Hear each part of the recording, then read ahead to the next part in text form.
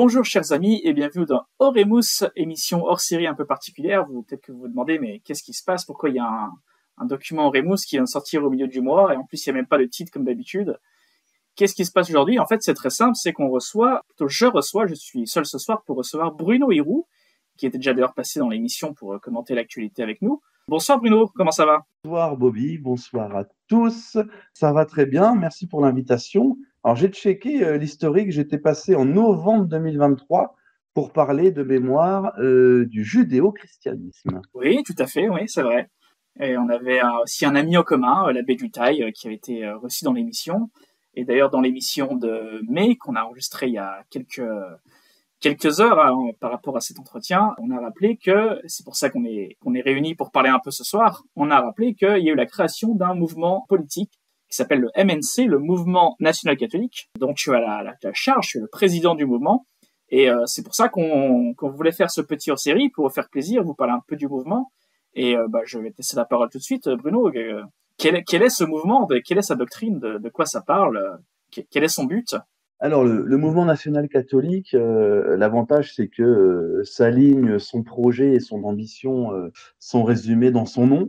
Mouvement, car c'est un rassemblement d'hommes engagés en politique, et puis national catholique, puisque nous sommes nationaux, avec tout ce que ça implique, on en discutera peut-être, et catholique évidemment, avec tout ce que ça implique également, et notamment apporter cette notion, donc notre religion, notre foi, notre Dieu, dans le débat public, dans le débat politique et au sein même de notre famille politique. Et c'est une ligne que je développe depuis quelques années, depuis 2021 notamment, avec le lancement de mon premier magazine, depuis 2022 avec le lancement de ma maison d'édition. Le temps était venu de porter également cette ligne de manière transparente au niveau politique. Donc c'est pour ça qu'avec quelques amis, on a beaucoup réfléchi, on s'est beaucoup questionné, puisqu'on avait déjà chacun diverses attaches politiques à droite et à gauche, chacun ou presque tous en tout cas. Et du coup, on a décidé donc de monter ce mouvement national catholique pour défendre une ligne qui, pour nous, n'était pas défendue, en tout cas pas sur la scène politique. Et cette ligne nationale catholique, c'est la ligne traditionnelle du catholicisme de toujours, liée au nationalisme depuis que les Français sont des citoyens tenus de faire de la politique, donc depuis la fin de la monarchie et les débuts de la citoyenneté et de l'élection, et notamment du fait que les dirigeants soient désormais choisis au suffrage universel. Et donc, on a cette ligne. Donc, moi, je suis très inspiré par le Marquis de la Tour du Pin, évidemment, pour faire écho à mon passage il y a 1 an et demi dans votre émission, mais avec d'autres sujets également qui me tiennent à cœur et qui, pour moi et pour l'équipe avec laquelle on a monté ce mouvement, n'est pas représenté. C'est cette ligne, ce binôme, on va dire, ces deux jambes qui nous sommes, donc notre identité de Français, de Blancs, d'Européens, et notre foi, donc Jésus-Christ, tout simplement. Donc la défense de ce qui est attaqué par les ennemis de notre race, donc notre ethnie et notre Dieu. Bien, je te remercie pour cet excellent résumé. J'en profite d'ailleurs tout de suite pour dire que, donc, effectivement, tu es à la tête d'un magazine qui s'appelle le magazine Réflexions, qui est trimestriel, je crois. Tu es aussi à la tête d'une maison d'édition, les éditions Saint-Barthélemy. On mettra les liens qui vont bien.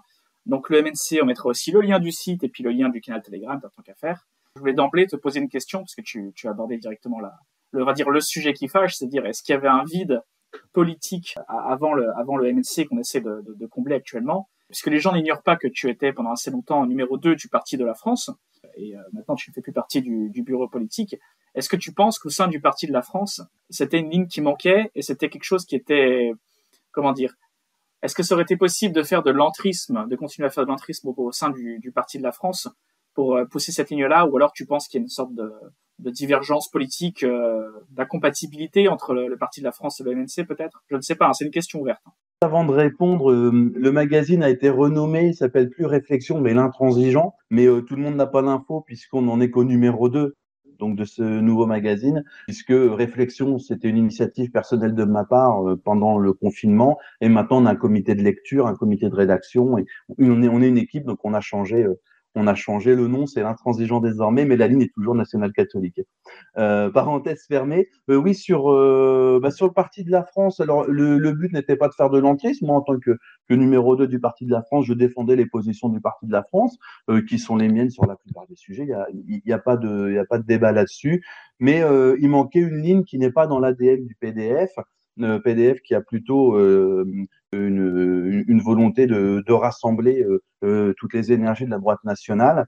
Pour moi, le petit point qui manquait, voilà, c'est celui que moi j'ai quitté le PDF pour me consacrer à ma ligne nationale catholique par mes éditions et ma nouvelle revue. Et puis ça manquait en politique en fait tout simplement. Donc il n'y a pas de conflit avec le PDF, bien évidemment. J'y ai beaucoup d'amis, de bons camarades et des souvenirs ineffaçables.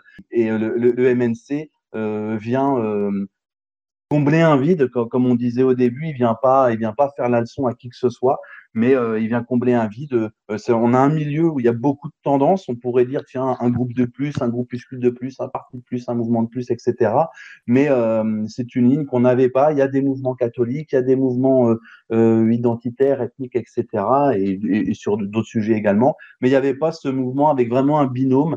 On assume notre ethnie, notre identité, le fait que nous soyons des Français de souche et qu'on veuille le rester parce que tout simplement on est sur la terre qui a été fabriquée par les nôtres pour les nôtres et que nous sommes seulement des héritiers, nous ne sommes pas des propriétaires de notre race ni de notre terre et nous avons pour but de la transmettre. Et l'autre jambe, l'autre pilier, c'est le Christ et je voulais, le Christ est au milieu de toutes mes activités personnelles, familiale, amicale, éditoriale, et ça me manquait au côté politique. C'est pour ça que je reviens, entre guillemets, dans le jeu politique, si on peut dire, avec un mouvement qui soit catholique.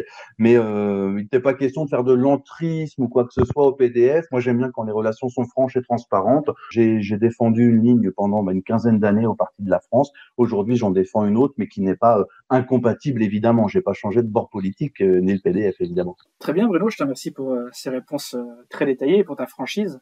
Et vu ce que tu viens de dire, je me permets d'embrayer tout de suite sur une autre question. Alors, je précise d'emblée, si vous sentez une sorte d'hostilité dans mon ton, c'est tout à fait superficiel, hein, c'est pas du tout le cas. Je suis pas du tout hostile au MNC. Je veux dire, je me fais un peu l'avocat du diable ce soir pour essayer de nourrir une discussion, pour donner un peu le change. Donc moi, j'ai posé une question un peu polémique tout de suite, finalement, puisque avec tout ce que tu viens de dire, les gens, ils vont se dire, d'accord, mais et Civitas, forcément. Quelle est la différence fondamentale entre le nouveau MNC et Civitas qui existe déjà? Les gens vont forcément se poser la question. C'est une très bonne remarque, hein. D'ailleurs, ça fait partie des remarques qui nous ont été faites dès l'annonce le 31 mars de la naissance du mouvement national catholique. Nous a dit et Civitas. Tout d'abord, Civitas est dissous en France, donc ça c'est le côté technique. Mais au-delà de ça, parce que c'est pas du tout la dissolution de Civitas qui nous a motivés, Civitas a un manque justement sur le côté identitaire, sur le côté ethnique, sur le fait que les Français soient des blancs et qu'il est naturel qu'il le reste, qu'il est naturel qu'il y ait différentes races et que ce sujet ne doit pas être un tabou, ça doit être un sujet complètement quelconque. Et à Civitas, à ce niveau-là, il y a un manque, ils sont plus tournés vers le côté religieux, moins vers le côté identitaire. Et il y a d'autres points, sans entrer en conflit avec n'importe qui, mais qui dans Civitas me gêne hein, personnellement, et ça c'est partagé par quelques membres du bureau exécutif du MNC, c'est le manque de nuances sur les prises de position sur des sujets qu'on ne connaît que de loin en tant que Français. Je pense par exemple à la Russie, au complotisme, ce genre de choses. Plein de petits sujets à droite, à gauche qui font que parfois il y a des positions qui sont prises qui sont à mon sens, moyennement crédible, même si l'objet de Civitas est tout à fait louable, c'est participer à la restauration d'une cité catholique en France. Mais ce n'est pas, là pour le coup, on parlait du Parti de la France tout à l'heure, Civitas n'est pas mon ADN, si je les soutiens, j'ai déjà participé à des rassemblements avec eux, il n'y a pas de sujet, mais il y a vraiment une différence avec le MNC qui est national, nationaliste et catholique. Vous avez fait une vidéo de présentation sur on va dire une sorte de publicité, on va dire, mais sympathique, hein, sur la chaîne de Florian Rouanet. Et dedans, vous avez rappelé l'évidence. Hein, effectivement, il n'y a pas de honte à devoir défendre les Européens en Europe. Hein. Ça me semble pas cinglé comme projet politique. Hein. Apparemment, ça choque encore des gens, je sais pas pourquoi. Et ça a été même aussi rappelé par toi-même d'ailleurs dans Rivarol. C'était le numéro, j'ai une petite note du 16 avril, une interview qui t'a été consacrée. Et tu as rappelé aussi directement, tu as dit les termes, hein, la race blanche, hein, t'as pas essayé de faire une petite pirouette, etc. pour esquiver le terme. Non, faut le dire, hein, c'est pas un gros mot, la race blanche. Donc oui, je suis d'accord effectivement sur le diagnostic. C'est pas quelque chose qu'on entendrait chez Civitas. C'est un manque en France. C'est un manque criant. Hein, je veux dire, ne pas parler de la défense des blancs en France en 2025 pour un projet politique, mais c'est plus qu'un manque. Hein, moi, je serais plus sévère que toi. Je dirais même c'est une petite faute politique. Bon, après, chacun met le curseur un peu où il le souhaite, hein, selon ses sensibilités. Mais pour moi, ça va de soi, quoi. Alors que les partis d'extrême droite traditionnels, donc typiquement le RN Reconquête, bon, ne veulent surtout pas parler de race blanche. D'ailleurs, je note qu'ils ne veulent pas parler de race tout court, en fait. Hein. Ils sont aveuglés sur certains. Alors, Éric Zemmour, d'ailleurs, je trouve qu'il est moins aveuglé que les autres. Mais bon, Sarah Knafo, par contre, elle est en plein ouais, je trouve, hein, personnellement, je trouve que c'est un sujet qu'elle n'abordera pas, quoi. Le problème du RN et de Reconquête et de ces partis auxquels j'ajoute les partis de la droite un peu plus molle, c'est que c'est la droite adossée au mur des lamentations qui regarde vers les valeurs républicaines. Ah oui, bah là, justement, j'ai cité Knafo, là, on est en plein dedans, ouais, complètement. Et d'ailleurs, bizarrement, Éric Zemmour l'est un peu moins sur ce côté-là. On pourrait dire, attends, il est quand même plus juif que Knafo, etc. Plus, on a vu que elle est allée plus loin pour le mur d'alimentation, elle y allait de bon cœur, quoi. Après, c'est pas étonnant parce que dans ce milieu-là, cette droite que on doit appeler sans phare évidemment, c'est naturel, la droite sioniste ou la droite nationale sioniste, Zemmour c'est le plus réfléchi et le plus posé, c'est celui qui a le plus lu et le plus écrit. Donc c'est peut-être pour ça qu'il est plus nuancé que d'autres, il connaît mieux peut-être les ressorts français, l'âme française, même si ironiquement, il fait partie d'un autre peuple à la base que le nôtre. Donc je pense que c'est pour ça que chez lui, ça se voit moins, mais dans son parti, dans le parti de Marine Le Pen et Jordan Bardella, c'est criant. On a cette volonté de ratonner les Palestiniens parce qu'on n'a pas le droit de ratonner les racailles en France, donc c'est une ratonnade par procuration. Et donc on a cette position pro-sioniste qui est soit liée aux origines hein, de ceux qui portent ces positions-là, soit liée à des soumissions politiques tout simplement. Et moi, je me rappelle au début de mon engagement dans le milieu nationaliste, il y avait un slogan qui disait tout, qui c'était ni Kippa ni Kéfier. Ça me paraissait assez mesuré. Et là aussi, c'est l'une des différences, pour revenir à la conversation d'avant, peut-être du MNC, c'est que ce soit sur la Russie, sur l'Ukraine, sur Israël, sur la Palestine, on ne va pas forcément choisir un camp aveuglément en fonction de nos sensibilités, mais on va plutôt regarder les choses telles qu'elles sont, et notamment le sort des chrétiens. En force est de constater que le sort des chrétiens, notamment des catholiques, eh bien, en général, est une bonne boussole pour savoir dans quel camp se positionner. Oui, effectivement, je partage entièrement ce constat avec toi. Et là, on vient de parler du fameux N du MNC, le côté national. J'aimerais qu'on parle un tout petit peu du M. Pourquoi avoir créé un mouvement national catholique et non pas un parti politique national catholique qui aurait pu s'entendre aussi, hein. C'est pas parce que la chose vient de naître et que faut être un peu humble par rapport au début, bien sûr. Mais quels sont les avantages de créer un mouvement plutôt qu'un parti? L'avantage d'avoir créé un mouvement, de s'appeler Mouvement national catholique, c'est ce côté rassemblement d'hommes.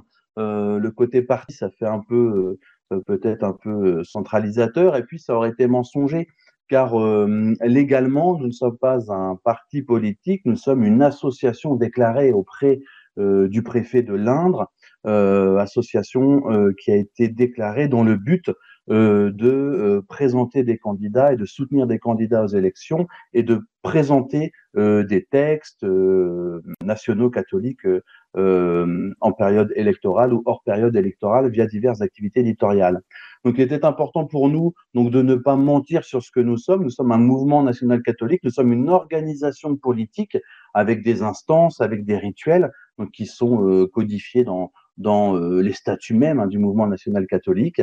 Mais si nous avions mis parti dans le nom catholique, ça aurait été trompeur car nous n'avons pas certaines spécificités du parti politique et notamment le fait, par exemple, de faire du don défiscalisé ou le fait de pouvoir recevoir directement une subvention si un jour nous cartonnions aux élections.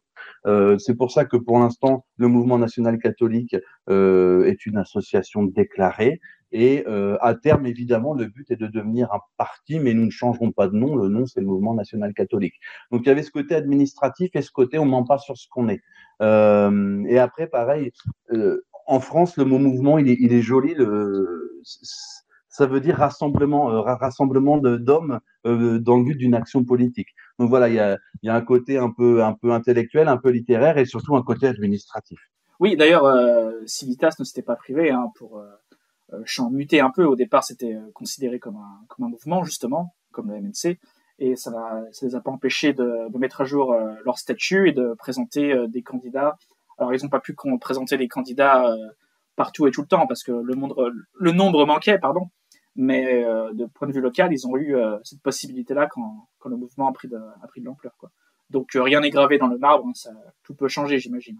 Dire là-dessus parce que ça fait partie aussi du projet du MNC. Donc on peut déjà présenter des candidats, il n'y a pas d'ambiguïté là-dessus. C'est juste qu'ils seront soutenus par le mouvement national catholique et ne seront pas des candidats du mouvement national catholique, mais on participera à toutes les activités électorales et toutes les élections possibles avec nos moyens et les alliés qu'on a. Et le but, évidemment, est de basculer à terme comme Civitas, puisqu'on parlait de cet exemple-là, sur une forme de parti politique. Et ça, on s'est donné comme objectif de le faire d'ici janvier 2027. Donc, ça va venir assez vite. Mais voilà, ça ne changera rien pour les gens, pour les adhérents, etc. Mais administrativement, donc la bascule devrait se faire entre la fin 2006 et le début 2027. Pour l'instant, ce qui bloque, évidemment, c'est le côté financier, puisque les charges qui pèsent sur une association sont bien moins lourdes financièrement parlant que les charges qui pèsent sur un parti. Et notamment, un parti est tenu de faire expertiser ses comptes au moins une fois par an, de souscrire des assurances spécifiques. Et la note est assez salée et c'est pour ça qu'on a commencé sous cette forme d'association. Néanmoins, le parti restera le MNC, la structure restera la même, la direction restera la même. Et les idées, évidemment, resteront les mêmes et le mode opératoire restera le même. Donc, la différence sera uniquement au niveau administratif, pardon, et pour les gens qui éventuellement voudront faire des dons, eh bien, à partir de ce moment-là, on pourra procéder à de la défiscalisation de 2 tiers de chaque don. C'est la seule différence, mais à terme, oui, on a vocation, c'est déjà gravé dans le marbre, de basculer sur la forme d'un parti politique. D'accord. Encore une fois, merci pour ton honnêteté parce que il y aurait pu avoir une stratégie politique qui aurait consisté à ne pas dévoiler tout de suite cette stratégie, etc.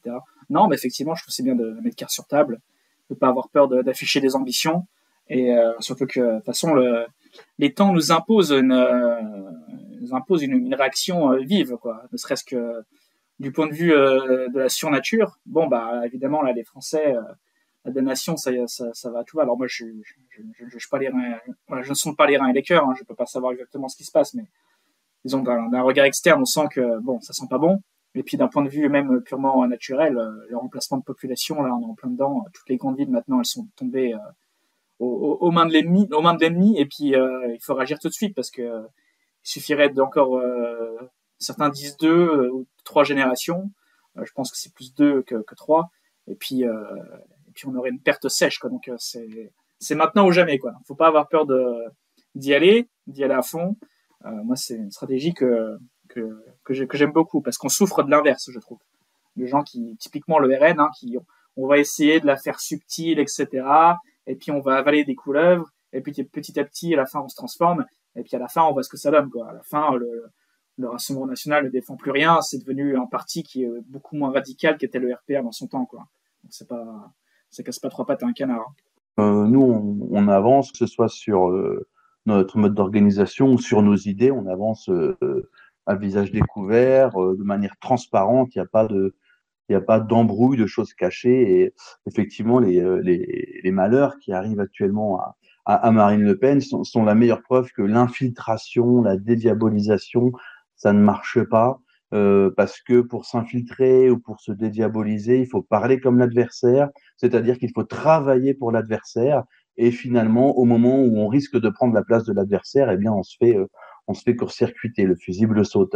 Donc toute tentative d'infiltration, de dédiabolisation ne mène à rien. Et si on m'a objecté, et ce serait un peu légitime que grâce à la dédiabolisation, les scores du FN passé RN ont augmenté, eh bien moi je contredis et j'y crois fermement que c'est malgré la dédiabolisation que le FN puis le RN ont augmenté leur nombre de voix et leur pourcentage aux différentes élections.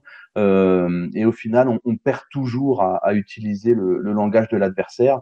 La preuve, c'est qu'aujourd'hui, le RN est une coquille vide, que toutes les têtes qui dépassaient ont été coupées. Et aujourd'hui, le RN, c'est un parti qui n'a pas de relais, dont les candidats sont souvent moqués parce que pour faire du chiffre, pour faire 577 candidats, eh bien, c'est impossible de trouver 600 cadres locaux puisqu'ils ont été décapités, puisque quand quelqu'un a assez de prestance, d'idées, d'engagement politique pour assumer un statut de cadre, notamment au RN par exemple, puisqu'on on parlait de cet exemple-là de Marine Le Pen, eh bien, il faut évidemment avoir une personnalité forte, oser porter des idées, s'intéresser aux idées, etc. Tous ces gens-là ayant été décapités, car ayant été soit dénoncés par la gauche, soit dénoncés par les journalistes, soit tout simplement ayant été suspects, soupçonnés de vouloir faire de l'ombre à je ne sais qui, eh bien, il ne reste plus au RN que des humbles militants, mais qui font de très mauvais candidats. Donc, la dédiabolisation, l'infiltration, le manque de transparence, c'est toujours un défaut, d'ailleurs, que ce soit dans la vie privée comme dans la vie publique. Et j'invite effectivement tous les auditeurs à assumer leurs idées en fonction des risques encourus, évidemment, mais à jamais faire semblant d'avoir d'autres idées que les siennes. Et la dédiabolisation, là, on a un superbe exemple en temps réel qui, malheureusement, nous a fait perdre une bonne quinzaine d'années. Mais voilà, quand on parle comme système, on fait le jeu du système. Et quand on est à deux doigts de prendre la place du système, on se fait court-circuiter. D'après tout ce que tu viens de dire, Bruno, je ne peux pas m'empêcher de te poser une autre question polémique, parce que quelqu'un va peut-être te rétorquer. D'accord, mais justement, prenons l'exemple de Civitas, puisqu'on en parlait. Dès qu'ils atteignent une masse critique et dès qu'ils font parler d'eux, ils ont eu une dissolution. Donc, quel est l'intérêt de déclarer officiellement? Est-ce que ça vaut pas plus le coup d'être dans la clandestinité? C'est ça qu'on va te rétorquer. Parce que là, on a vu les avantages, de déclarer, etc. Et je les nie pas d'ailleurs ces avantages. Mais je pense que le public va aussi entendre, d'accord, mais il y a aussi d'autres avantages à être dans la clandestinité, et ils sont plus forts que ceux du déclaratif. Plusieurs choses. Tout d'abord, je vais commencer par quelques sophismes, mais après je vais développer. Mais c'est pas parce qu'à la guerre on peut mourir qu'il faut pas faire la guerre. Et de même, nous ne sommes pas dirigés par des clandestins ou des mercenaires. Aujourd'hui, on vit dans un système politique qui fait que si on veut changer des choses, il faut accéder à des postes de responsabilité. Et actuellement, on prend les règles du jeu telles qu'elles existent actuellement. Si elles sont amenées à évoluer, nous nous adapterons. En tout cas, actuellement, pour prendre ce genre de poste, il faut aller à l'élection et battre le sortant. Voilà, c'est comme ça que ça marche pour l'instant. Donc, c'est une carte que nous souhaitons jouer. Après, sans parler de clandestinité, il y a des actions non politiques qui sont tout aussi importantes. Fonder une famille, participer à la vie de sa paroisse, être en relation constante avec son ange gardien et le bon Dieu, participer à des pèlerinages, s'épanouir dans la vie professionnelle. Il y a plein de choses comme ça qui sont pas politiques, mais qui sont liées à une sorte de restauration du peuple et de la société qu'on espère au niveau politique, mais qu'on doit faire chacun à notre niveau chez nous, en fait, tout simplement, dans nos familles, dans notre clan, dans notre paroisse, dans notre commune et au final dans notre région et dans notre nation. Donc tout ça, moi je vois toujours la nation comme sa définition de base, une famille de familles. Donc la politique n'est pas effectivement un absolu en soi. Néanmoins, l'action politique est nécessaire car actuellement, les dirigeants de notre nation dirigent par la grâce du suffrage. Donc, il faut, pour moi, se présenter au suffrage pour pouvoir espérer bien prendre ses places. Après, si un jour les événements sont amenés à évoluer, comme je l'ai dit, on s'adaptera. Mais pour l'instant, on utilise les règles du jeu telles qu'elles existent. C'est vrai que quand on parle de stratégie, il peut pas avoir enfin, personne peut lire l'avenir, donc il peut pas avoir de réponse comme ça objective et certaine à 100%. Alors moi j'avais déjà dit sur d'autres ondes, hein, suivez mon regard, que j'adhérais pas par exemple au jeu politique. Alors c'est mon avis, hein, je peux me tromper. D'ailleurs si on me démontre que je me trompe, je change d'avis tout de suite. Hein. Mais disons qu'il y a voilà, beaucoup de portes différentes. Par exemple, certains vont se dire, parce qu'on parle de quoi depuis le début de l'émission en fait, on parle de la prise du pouvoir, c'est ça finalement la finalité. C'est pas jouer aux billes. Donc certains vont se dire finalement la solution, celle dont on a parlé depuis le début de l'émission, c'est le jeu politique, on va dire traditionnel. D'autres vont dire finalement la solution, c'est le métapolitique. D'autres vont dire la solution finalement, c'est on va dire le clan, donc le survivalisme, faire une grande famille et puis juste avoir un cercle local. Certains vont se dire non, finalement c'est le débat philosophique. Donc justement Joseph Merel que vous avez dû écouter dans Remus, ou alors peut-être les débats historiques, philosophiques liés à la Seconde Guerre mondiale, le révisionnisme historique, etc. Vincent Renoir, pareil, qu'on avait déjà reçu, ce genre de choses. Et moi, donc là, je pourrais continuer encore les différentes options, j'imagine, pendant 5 minutes. Je ne sais pas quelle est la bonne réponse parmi tout ça. Personnellement, je pense que, c'est perso, hein, ça n'engage que moi, que la bonne réponse qui mériterait le plus d'attention, ce serait d'accélérer l'effondrement du système, et après tout découlerait. Et le deuxième complément de réponse que je voudrais apporter, encore une fois personnel, c'est que bien que je viens d'avancer cette option-là, je pense qu'en fait que tout ce que je viens de dire, c'est une proportion d'un peu tout ça. C'est peut-être tout ça accumulé, le jeu politique, la réflexion philosophique, le fameux effondrement, bref, tout ce que vous pouvez accumuler, dans des proportions que j'ignore. Et moi, je mettrais plutôt l'accent sur cette histoire d'effondrement. Mais encore une fois, pourquoi on peut pas aussi en venir à une finalité tout de suite maintenant dans cette discussion? C'est ça, c'est Maurras qui disait que le désespoir en politique est une sottise. C'est parce qu'il y a une imprévisibilité et personne peut se dire, ok, mais demain il va se passer ça absolu et il faudra absolument adopter telle stratégie. Je pense qu'il faut surtout s'adapter énormément au contexte. Qui pouvait prédire le traité de Versailles, donc Weimar, qui pouvait prédire traité de Versailles, donc Weimar, donc le national-socialisme. À un moment donné, tout ça est arrivé très très vite, et je pense que la plus grande qualité du militant, c'est de pouvoir s'adapter selon les circonstances pour apporter la meilleure réponse. Il faut s'adapter aux événements en jouant les règles du jeu, puisque nous sommes sur un échiquier, politiquement parlant. Mais toutes les choses qui viennent d'être évoquées ne s'excluent pas les unes les autres, bien au contraire.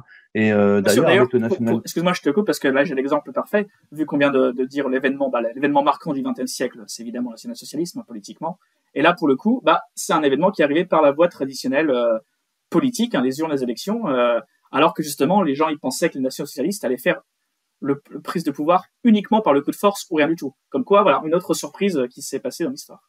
Les gens qui ont une influence sur les élections vont choisir de soutenir ou de dénoncer en fonction de leurs intérêts. Et le but, c'est de faire en sorte que leurs intérêts coïncident le plus possible avec ceux de la nation. C'est pour ça que tout coïncide. Donc je disais, moi par exemple, le bon exemple, le national-catholicisme, je le défends par un cercle de lecture, par une revue trimestrielle, Intransigeant, par une maison d'édition, les éditions Saint-Barthélemy. On a nos familles, nos foyers, nos paroisses respectives, et tout ça, c'est un tout. Et il n'y a pas des choses qui s'excluent les unes des autres, tout ça est plus ou moins complémentaire. Mais dans le cadre du MNC, évidemment, cet outil, parce que le mouvement national catholique est un outil au service de la Ligue nationale catholique qui, pour nous, est la seule à même de restaurer correctement et le peuple et la nation, eh bien, cet outil est taillé pour la politique, pour l'engagement politique, pour la manifestation, pour l'élection et pour le débat. Il y a un homme qui peut avoir plusieurs casquettes, bien sûr. Hein. Après, il n'y a que 24 heures dans une journée, donc il faut faire des choix, c'est ça la vie aussi.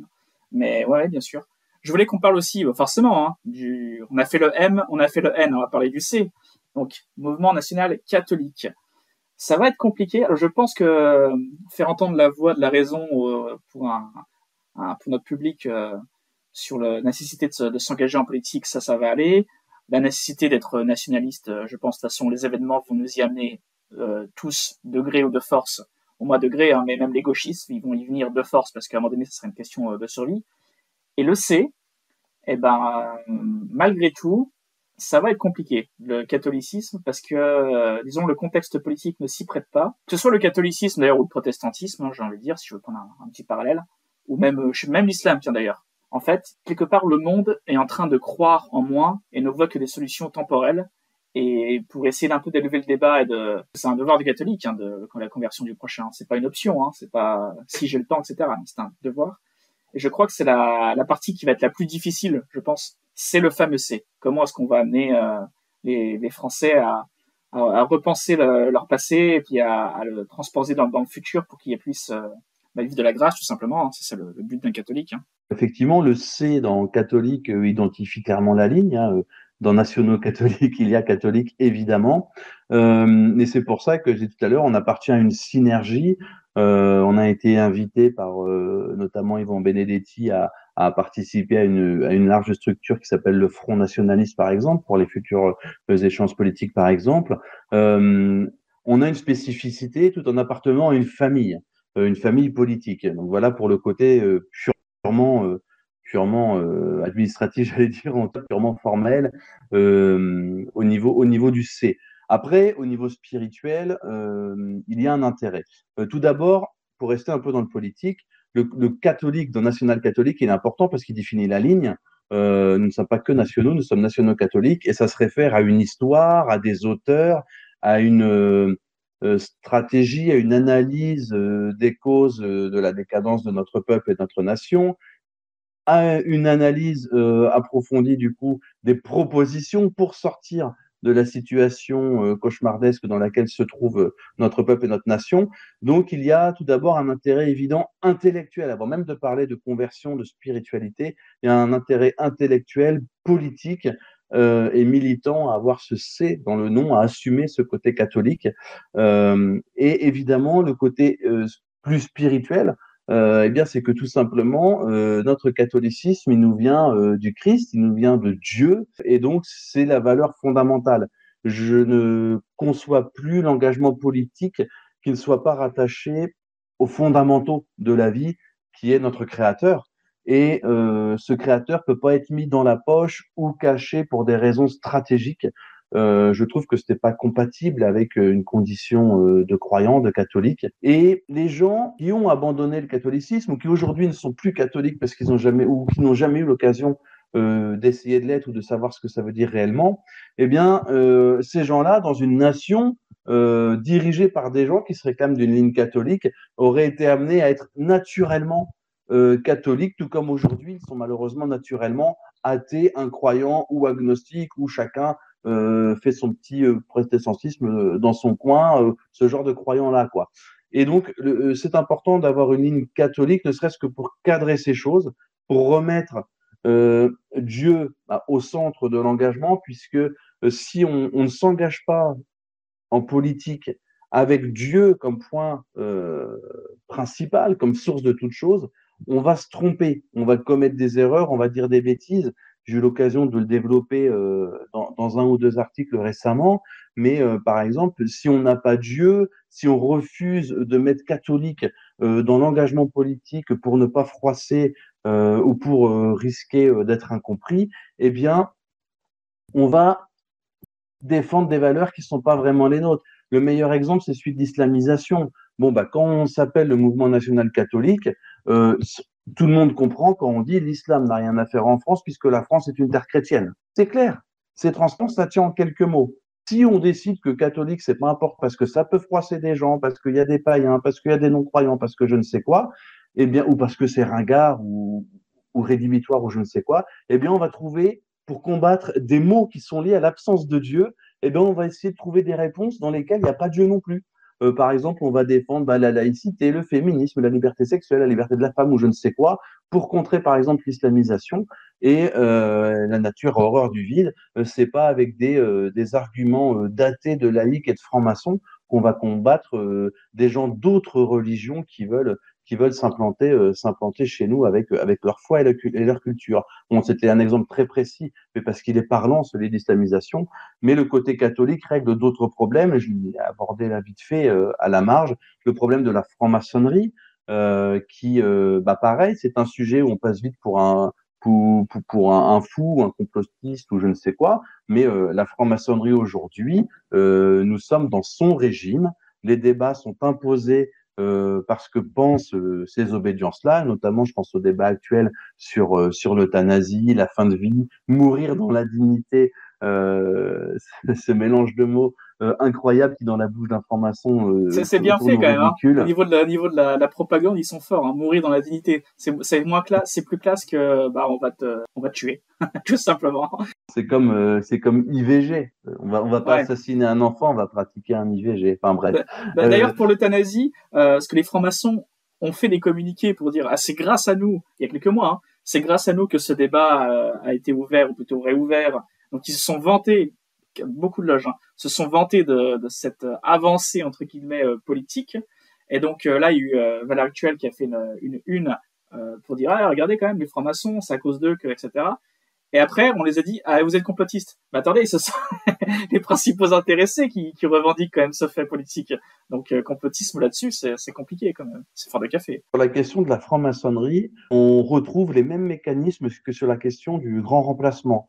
C'est-à-dire que quand on en parle pour dire du bien, ça fait consensus, mais quand on en parle pour dire du mal, on va dire soit qu'on est complotiste ou passéiste ou arrière-gardiste dans le cas de la franc-maçonnerie, soit qu'on est complotiste, menteur dans des théories farfelues d'extrême droite s'il s'agit du grand remplacement, par exemple.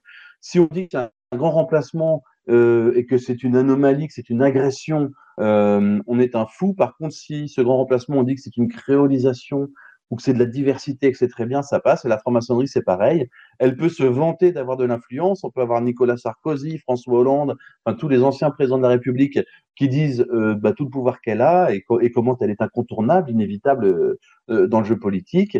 Et ça passe. Et eux-mêmes se vantent. Et ça passe. Par contre, si on les dénonce, si on dénonce leur influence, eh bien là, on est un complotiste et on rejoint ce fameux jeu habituel où on est dans une scène politique hystérisée, où il y a les gentils et les salopards.